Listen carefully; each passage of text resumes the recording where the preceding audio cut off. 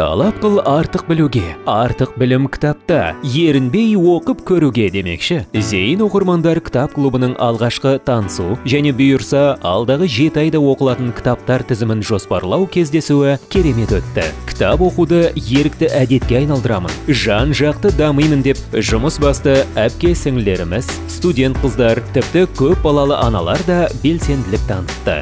Барлығымыздың мақсатымыз бір, пікірлес орта қалыптастыру. Бізде оқылатын тақырыптар әйел нәзіктігі, бала тәрбиесі, отбасы қарым-қатынасы, қаржылық сауаттылық, көркем әдебиет. Кездесуде қыздармен еркін отырып, кітап оқудың артықшылықтары мен пайдалары және кітап оқу арқылы сапалы әрі мәнді өмір сүру жайлы әңгіме дүкен құрып шай іштік. Кітап оқу арқылы сіз кез келген мақсатыңызға жетесіз. Тек жай ғана өзіңізге уақыт бөліңіз.